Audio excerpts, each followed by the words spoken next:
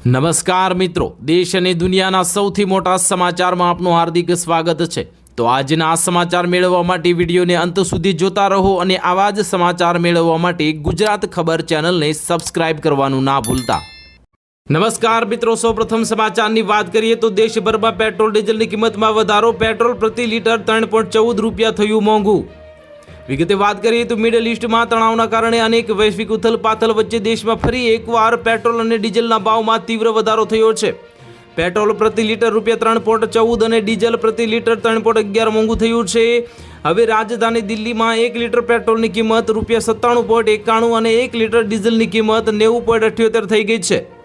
28 ફેબ્રુઆરીથી શરૂ થયેલા Iran America યુદ્ધ છતાં હજી સરકારે લાંબા સમયથી પેટ્રોલ અને ડીઝલના છૂટક ભાવમાં વધારો ન કર્યો હતો, પરંતુ જો કે હવે કંપનીઓ દ્વારા થઈ રહેલા નુકસાનને ધ્યાનમાં રાખીને સરકારે આખરે ભાવ વધારવાનો નિર્ણય લીધો છે। અગાઉ જે રવિવારે પ્રધાનમંત્રી મોદીએ કટોકટીના પગલે વિદેશી ઊંડિયામણ બચાવવા માટે ઈંધણનો વિવેકપૂર્ણ ઉપયોગ, સોનું ન ખરીદવા અને વિદેશ યાત્રા મુલતવી રાખવા જેવા પગલાં લેવાની વિનંતી કરી હતી। રૂપિયો ઝડપથી ઘટી ગયો છે અને હાલમાં યુએસ ડોલર સામે 95ની નીચે છે। ત્યાર પછીના મહત્વના સમાચારની વાત કરીએ તો દૂધ, ગેસ અને સાબુથી લઈને વિદેશ પ્રવાસ અને ફોરેન એજ્યુકેશન સુધી દરેક ચીજો મોંઘી થઈ। વિગતે વાત કરીએ તો હજુ થોડા સમય દિવસોના પહેલા જ સરકારે કોમર્શિયલ એલપીજી સિલિન્ડરના ભાવમાં 993 રૂપિયાનો જંગી વધારો કર્યો હતો, જે લગભગ 50% જેટલો વધારે થાય છે, જેના કારણે કોમર્શિયલ એલપીજી સિલિન્ડરના ભાવ 3070 રૂપિયાને પાર કરી ગયા હતા। ડેરીઓએ આ ભાવ વધારા માટે ઈંધણ અને પશુ આહારના ભાવમાં પણ વધારો તથા પેકેજિંગ ખર્ચમાં વધારાનું કારણ આપ્યું છે। તેનાથી એક દિવસ અગાઉ સરકારે સોના અને ચાંદીના પર ઇમ્પોર્ટ ડ્યુટી 6%થી વધારીને 15% કરી નાખી છે।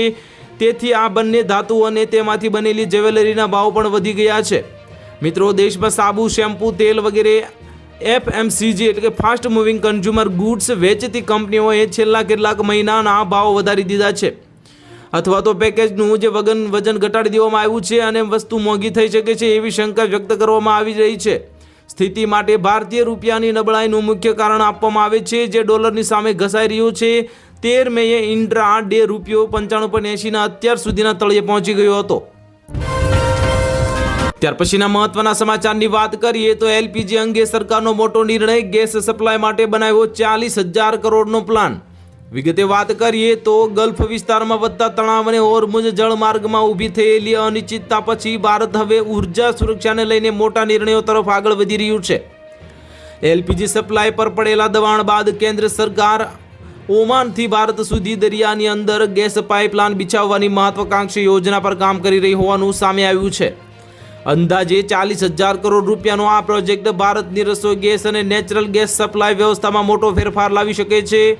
તાજેતરમાં એલપીજી ગ્રાહકો માટે કેટલાક નવા નિયમો પણ સામેલ કરવામાં આવ્યા છે અને તેનો અમલ સરકારે પીએનજી અને એલપીજી બંને કનેક્શન સાથે રાખવા અંગે નિર્ણયો અને નિયંત્રણો લાવ્યા છે। ઓટીપી આધારિત ડિલિવરી સિસ્ટમ એટલે કે ડીએસી સિસ્ટમ અને અન્ય ડિજિટલ પગલાં પણ શરૂ કરવામાં આવ્યા છે।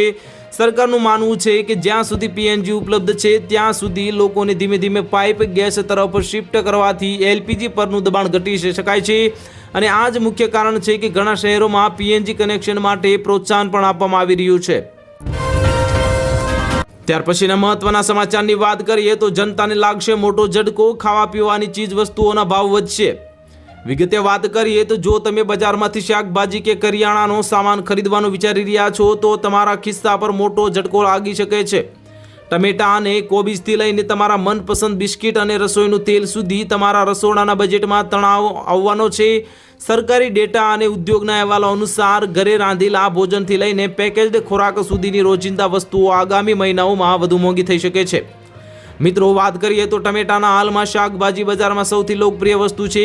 ટમેટાનો ફુગાવો 35.28%ના ઉચ્ચ સ્તરે છે। નિષ્ણાતો કહે છે કે ઉનાળામાં વાવેતર ઓછું થવા અને દેશના મુખ્ય ભાગોમાં તીવ્ર ગરમીના મોજાને કારણે જુલાઈ-ઓગસ્ટ દરમિયાન ટમેટાના ભાવમાં વધુ વધારો થઈ શકે છે। મિત્રો, ફૂલો કોબીના જે ભાવમાં પણ 25.58%નો વધારો જોવા મળ્યો હતો। બટાકા અને ડુંગળીના ભાવમાં ઘટાડાથી થોડી રાહત મળી છે, પરંતુ ક્રિસિલના જે અહેવાલ મુજબ રવિવાર ડુંગળીના ઉત્પાદનમાં ઘટાડો થવાને કારણે ભવિષ્યમાં ડુંગળીના ભાવ પણ ખૂબ જ વધી શકે છે।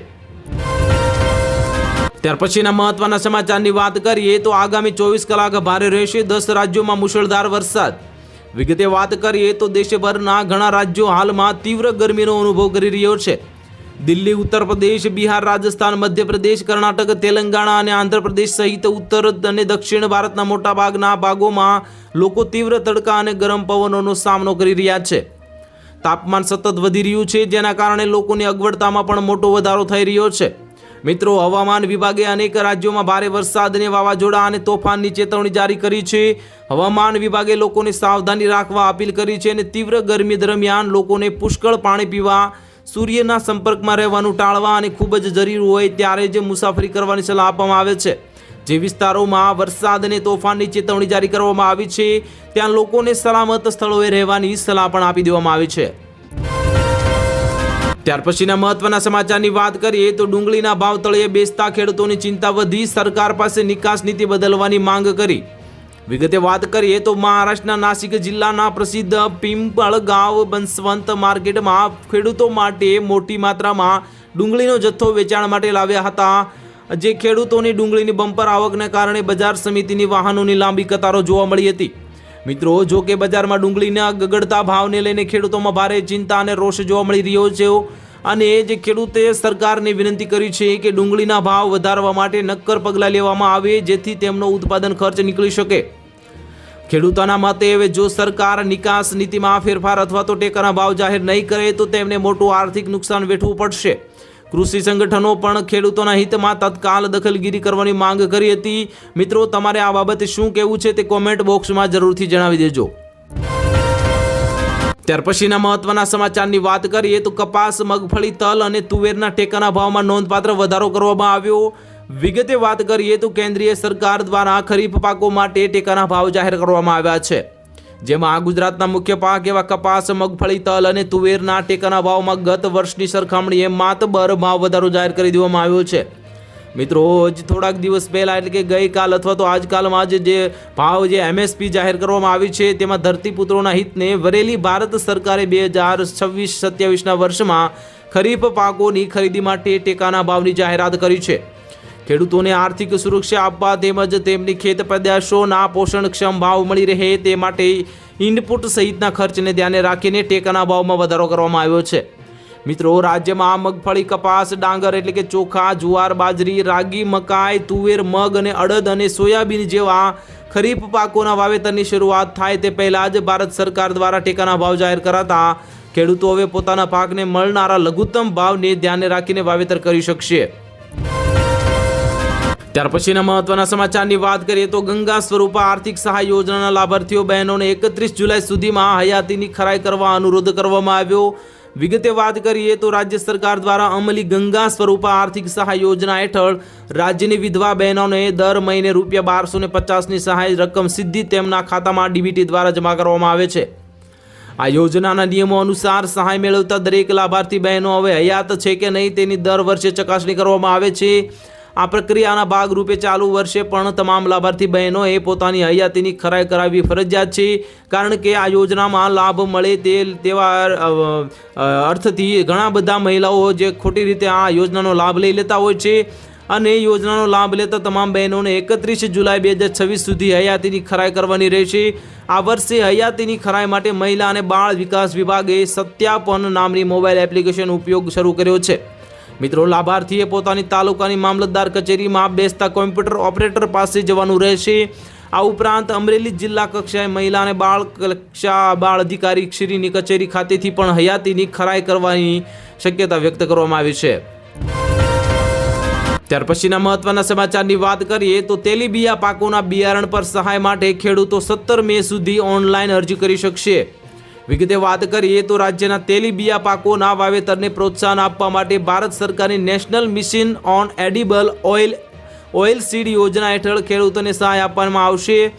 જે યોજના અંતર્ગત આગામી ખરીફ સિઝન માટે મગફળી, સોયાબીન, તલ અને દિવેલા જેવા પાકોમાં પ્રમાણિત બિયારણ સહાય દરથી જ ઉપલબ્ધ કરવામાં આવશે, એટલે કે મફત તેલીબિયા અથવા તો બિયારણની સહાય જાહેર કરવામાં આવશે. મિત્રો, આ યોજનાની વાત કરીએ તો આ યોજના આણંદ, નવસારી અને વલસાડ જિલ્લાઓ સિવાયના ગુજરાત રાજ્યના અન્ય તમામ જિલ્લાઓમાં અમલમાં છે. ખેડૂતોને સહાય મેળવવા માટે આ ખેડૂત પોર્ટલ પર તારીખ 17 મે 2026 સુધી ઓનલાઈન અરજી કરવાની રહેશે.